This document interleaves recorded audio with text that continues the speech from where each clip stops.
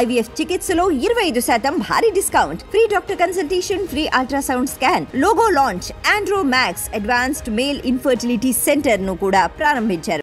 Sir ఇక్కడ సిఎస్ఓగా join కాకముందుకు ఎప్పుడైనా నక్సల్స్ తోటి మీరు తలపడిన సందర్భాలు ఉన్నాయా సార్? నక్సల్స్ పట్టు ఆర్ఎస్సీ కావచ్చు,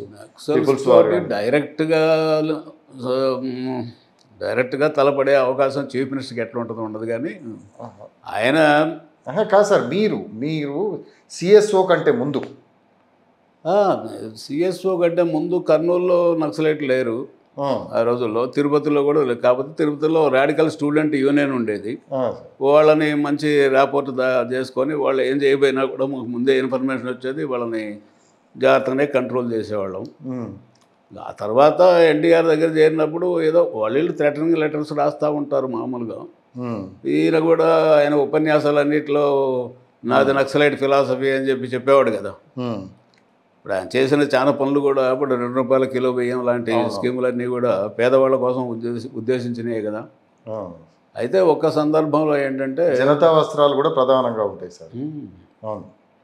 ఒక సందర్భంలో నాగభూషణం పట్నాయక్ గారు, famous top naxalite leader, central committee member, ఆయన ఇంటర్వ్యూకి వచ్చాడు ఎన్టీఆర్ దగ్గర.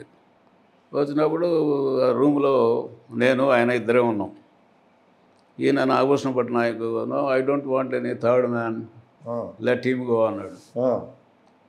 ఆయన నేను ఈయన ఏం చెప్తాడో చూద్దామని ఇంక మనం డైరెక్ట్గా మనం మాట్లాడడానికి లేదు కదా. ఆయన నో ఈజ్ మై మ్యాన్, ఈ will not go, he will be here. If you don't want to talk to me in the presence of third person, you can cancel your interview and go అనేసాడు. అంత అనగలిగిన దమ్ము ఏ chief మినిస్టర్కి ఉందండి? ఉండదు. అది ఎన్టీఆర్ గొప్పతనం. Sir ఎట్లా చూసే sir మీరు సిఎస్ఓగా ఉన్నంత కాలం, ఎన్టీ రామారావు గారు ముఖ్యమంత్రిగా ఉన్నంత కాలం ఉన్నారు కదా, ఎట్లా చూసారు సార్ మిమ్మల్ని? నేను 84 ఫిబ్రవరి నుంచి 89 డిసెంబర్లో ఆయన ఓడిపోయేంతవరకు, అంటే నియర్లీ 5.5 years మధ్యలో నాదెండ్ల భాస్కరరావు గారి ఆ 1 month పీరియడ్ తప్ప కంటిన్యూ అయినా నేను హృదయపూర్వకంగా నేను చెప్పగలిగేది ఏంటంటే ఆయన పిల్లల కంటే కూడా నన్ను ప్రేమగా చూశాడని నేను చెప్పగలను. చాలా అభిమానంగా చూశాడు ఆయన. నేను చేరిన రోజునే కింద చైర్ చూపించి, బ్రదర్ ఈ చైర్ ఇప్పటి వరకు నాది, ఇప్పటి నుంచి మీరు కూర్చోవాలి, వేరేవాడు ఎవరు కూర్చున్నా నేను ఒప్పుకోను అని చెప్పాడు. ఇక అట్లా ఆయన ఆయన ఈ 5.5 yearsలో మాకు అనేక రకాలైన అనుభవాలు ఆయనతో ఉన్నాయండి. అవి ఏదో అరగంటలోనో గంటలోనో చెప్పే కాదు. బ్రేక్ఫాస్ట్ కూడా సింగిల్గా చేసేవారట కదా, కలిసే చేయాలని చెప్పేసి. బ్రేక్ఫాస్ట్ చేసేటప్పుడు కానీ, డిన్నర్లు కానీ, లంచ్ చేసేటప్పుడు కానీ క్యాంపుల్లో ఖచ్చితంగా పక్కన మేము ఉండాల్సిందే. ఆయన మామూలుగా ఏదో 3:30కు లేచి ఆయన వ్యాయామం చేసి అంత స్నానం పానం అన్నీ చేసిన తర్వాత 5 గంటలకి ఆయన బ్రేక్ఫాస్ట్ రెడీగా కూర్చుంటారు. ఆయన అలవాటు, అది ఆయన శరీరతత్వం. మనకు అది అలవాటు లేదు కదా. మనం 8 గంటకో 9 గంటకో ఎప్పుడు తింటాం కదా. రే రావయ్యా తిను అనేవాడు.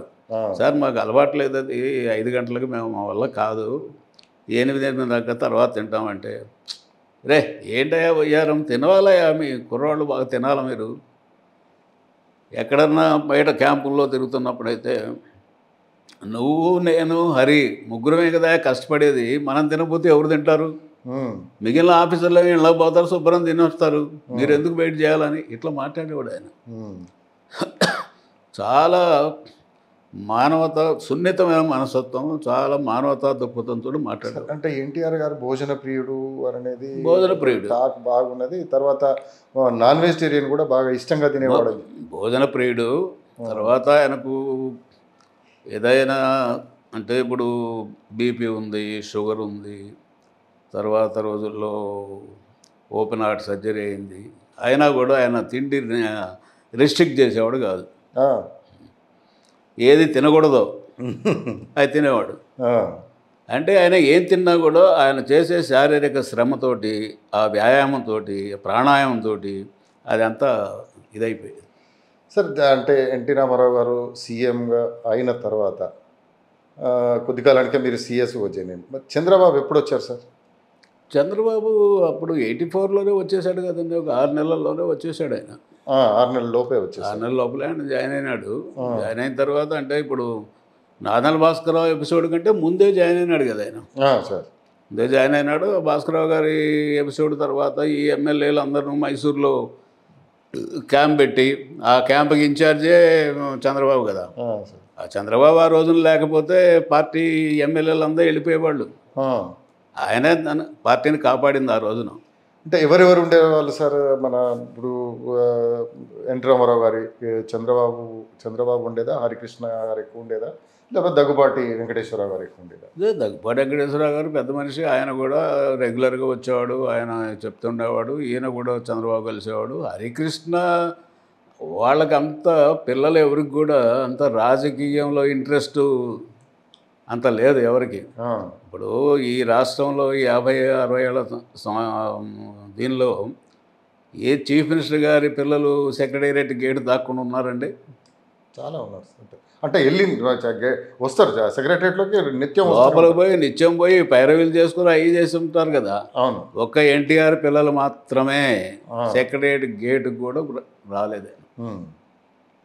హరికృష్ణ గారు జోక్యం చేసుకోకపోయేది, ఎవరూ జోక్యం చేసుకునేవాళ్ళు కాదు. కేవలం అంటే హరికృష్ణ ఎంతసేపటిగా చేతిన రథము, డ్రైవింగు, వ్యవహారము ఇవే. తర్వాత సరే ఆయన హిందూపురంలో గెలిచిన తర్వాత ట్రాన్స్పోర్ట్ మినిస్టర్ అయినాడు, అది వేరే వ్యవహారం. కానీ బట్ మామూలుగా మిగిలిన ఇప్పుడు ఎవరో అల్లుళ్ళలాగానో లేకపోతే కొడుకుల్లాగానో లేకపోతే తమ్ముళ్ళలాగానో రాజకీయంగా జోక్యం చేసుకొని పైరవీలు చేసుకునేటువంటి పరిస్థితి కుటుంబంలో ఎప్పుడూ లేదు. అంటే దగ్గుబాటి వెంకటేశ్వరరావు గారు కూడా వచ్చి కలిసి మాట్లాడి ఆయన మినిస్టర్గా చేశాడు కదా, ఆయన ఎమ్మెల్యే ఎంపీ మినిస్టర్గా చేశాడు కదా. చంద్రబాబు కూడా అదే పాత్ర పోషించాడు. అయితే ఈ క్రమంలో మరి నాదెండ్ల భాస్కర్రావు పీరియడ్ అవి ఎట్లా, అంటే ఏ సందర్భంలో నాదెండ్ల భాస్కర్రావు ఫిరాయింపు చేయాల్సి వచ్చింది సార్? 1 మంత్ పరిపాలన, 1 మంత్ పరిపాలన 84 అనుకుంటా కదా సార్? 84 ఆగస్టులో. అవును సార్. అప్పుడు ఈయన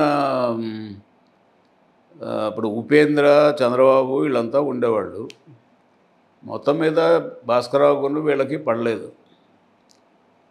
ఈయన అదే టైంలో ఎన్టీఆర్ అమెరికాకు ఓపెన్ హార్ట్ సర్జరీకి వెళ్ళారు. ఇక్కడ కొంత గూడు పుట్టాని జరిగింది. అందులో కాంగ్రెస్ వాళ్ళ హస్తం ఉంది వాస్తవానికి. అప్పుడున్న కుముద్వేన్ జోషి, మన అతను ఎవరు, రామ్లాల్ గవర్నరు, ఇందిరాగాంధీ డైరెక్ట్గా ఇన్వాల్వ్ అయ్యి ఏదో ఎన్టీఆర్ని దించేసేయాలా అనే కుచితంతో చేసిన మాట అది నిజం. అది దాన్ని పావుగా ఈయన ఉపయోగించుకున్నారు భాస్కరరావు గారిని. అంటే బలం లేకున్నా కానీ నెల రోజులు బలం లేదు, అందరికీ తెలుసు. అది ఆయనకు కూడా తెలుసు. అంతా 30 మంది కంటే లేరు అక్కడ. వీళ్ళకి 120 మంది 165 మంది దాకా వీళ్ళ వైపున ఉన్నారు. అయినా కూడా ఇప్పుడు ఎందుకంటే ఆ 1 మంత్ మధ్యలో ముషిరాబాద్ స్టూడియోలో వీళ్ళందరినీ ఎమ్మెల్యేలందరినీ ఉంచారు, ఎన్టీఆర్ తరఫున ఉన్న ఎమ్మెల్యేలందరినీ. అప్పుడు మన అరవిందరావు గారు ఇక్కడ డిప్యూటీ కమిషనర్, ఆయన పంపించారు గవర్నమెంట్ అంటే భాస్కరరావు గారు. ఆయన వచ్చేసి మీరందరూ మీ అంతరం మీరున్నారా, ఎవరైనా బలవంతం చేశారా, నిర్బంధించారా ఇదని అడిగితే మా అంతరం ఏమున్నాం, మమ్మల్ని ఎందుకు ఎవరు బలవంతం చేస్తారు, నిర్బంధించలేదు అని చెప్పారు, వెళ్ళిపోయినారు. ఇవాళ అదే పరిస్థితి కనుక లిఫ్ట్ చేసేవారు అంతే కదా. అప్పుడు ఒకరోజు రాత్రి ఇక తెల్లవారి భాస్కరరావు గారిని ప్రమాణ స్వీకారం చేస్తారనగా రాత్రి సుమారుగా 12:30-1 గంట ప్రాంతంలో ముషిరాబాద్ స్టూడియోకి నేను వెళ్ళాను. నేను వెళ్ళి సార్ రేపు పొద్దున 9ంటికి రామ్లాల్ గారు భాస్కరరావు గారిని ప్రమాణం చేపిస్తున్నారు. అప్పుడు వీళ్ళందరూ ఉన్నారు, చంద్రబాబు ఉన్నాడు, ఉపేంద్ర, అందరూ ఉన్నారు. ఎట్లా అవుతాయా, మా దగ్గర 165 మంది ఉన్నారు, నువ్వు ఏం చెప్తావు నువ్వు? అరే 165 మంది 170 మంది ఉన్నారండి, అది కాదు అక్కడ సమస్య. గవర్నరు పిలుస్తున్నాడు, రాజ్యాంగంలో ఒక క్లాజ్ ఉంది, నేను కూడా పాలిటిక్స్ చదువుకున్నానండి, లెక్చరర్గా చేశానండి. I am satisfied, governor satisfied, majority ఉందని నేను సాటిస్ఫై అవుతున్నా అంతే. నేనే హెడ్ కౌంట్ చేయను, వీడు ఎక్సా వైయా జెడ్ అని నేను చూడను. నాకు ఇచ్చిన లిస్ట్ ఇది, నేను సాటిస్ఫై అయ్యాను. ఒక వారం రోజులు 10 రోజులు పెట్టి నేను ఫ్లోర్ ఆఫ్ ది హౌస్ మీద మెజారిటీ నిరూపించుకోమని చెప్తాను అంటారండి. ఇది రాజ్యాంగంలో ఉన్న, అంటే ఆ రోజున ఇటువంటి గవర్నర్లు వస్తారని రాజ్యాంగ నిర్మాతలు అనుకోలేదు, అందుకని అటువంటి క్లాస్ పెట్టారు అని చెప్పాను.